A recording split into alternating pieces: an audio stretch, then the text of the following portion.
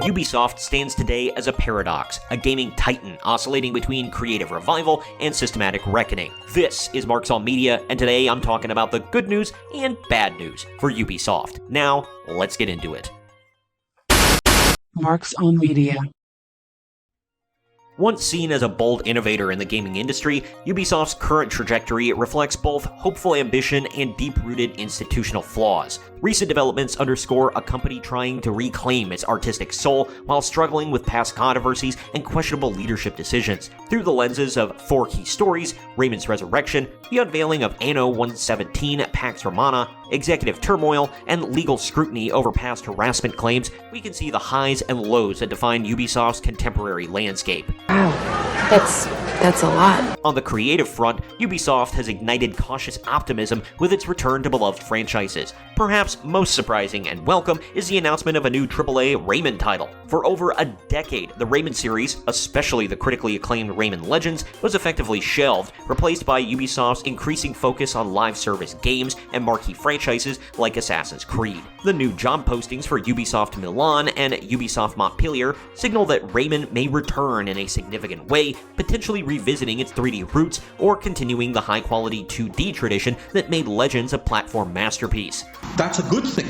This move could restore goodwill among fans disenchanted with Ubisoft's creative stagnation and risk-averse business strategies. Simultaneously, the reveal of Anno 117 Pax Romana showcases Ubisoft's continued strength in the strategy genre. Developed by Ubisoft Mainz, the game sets players in the Roman Empire's peak, offering narrative depth and strategic complexity. It combines the beloved economic management and mechanics of the Anno series with influences from Crusader Kings 3, expanding its appeal. This indicates that Ubisoft is still capable of innovation and artistic ambition when it leans into its strengths and empowers the right studios. Get back to work. Get back to work.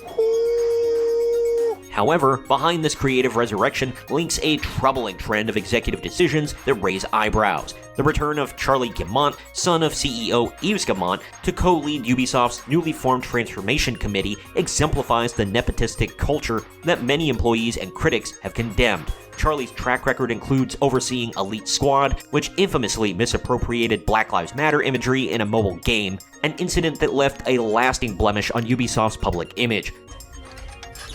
Sorry, sir. Doing my best. Now, Charlie's reappointment to help guide the evolution of the company alongside other senior executives who have been implicated in Ubisoft's troubled culture suggests a reluctance to truly reform. Employees have voiced their concerns, seeing this committee not as a fresh start, but as a rearrangement of the same leadership that led the company into crisis. Even Ubisoft's deal with Tencent to shift major IPs like Assassin's Creed and Far Cry into a new subsidiary, valued at 4.3 billion euros, lacks transparency, leaving workers uncertain about the future of their projects and job security. Perhaps the most significant challenge Ubisoft faces is its cultural reckoning. On June 2nd, 2025, CEO Yves Guillemot and HR Director Mary Durain will be summoned to testify in the trial of three former executives accused of systematic SH, you can kind of figure out what I'm talking about there, and racism. While Ubisoft did part ways with several of the accused during the 2020 wave of #MeToo allegations, the upcoming trial is not just about individual misconduct, it's an indictment of Ubisoft's entire workplace culture.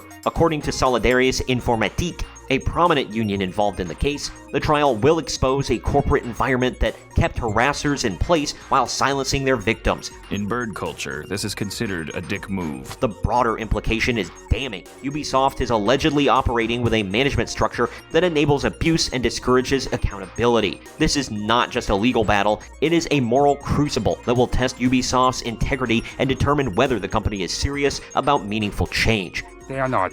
Ubisoft in 2025 is a company in transition, caught between the promise of creating resurgence and the burden of its own management. The return of Rayman and the innovation behind Anno 117 Pax Romana show that Ubisoft still has talented teams capable of delivering imaginative, genre-driven experiences. Yet, the return of controversial leadership and the impending court trial over workplace harassment highlight deep cracks in the corporate foundation. Plus, the bomb that was Assassin's Creed Shadows that they stuck to their guns about, and it still fell flat on their face and embarrassed the entire company. It's a bold strategy, Cotton. Let's see if it pays off for them. The next few years will be crucial. Ubisoft must decide whether it wants to evolve into a genuinely inclusive and creative daring organization or continue papering over its flaws with PR statements and strategic distractions. The gaming community and Ubisoft's own employees deserve more than nostalgia and vague promises. They deserve a company that matches artistic excellence with ethical leadership. Until then, Ubisoft remains a symbol of both what the gaming industry can achieve and what it must reform. Screw you guys, screw you guys, screw you guys. Comment with your thoughts on all of this. Am I spot on? Why or why not? Did I miss anything? Let me know down in the comment section. As always, the links to the articles I referenced can be found in the video description. Also, please share this video around to everyone you know, and don't forget to like the video, subscribe to the channel, and click the little bell to be notified every time I post brand new content. This is Marks on Media, and I'll see you next time.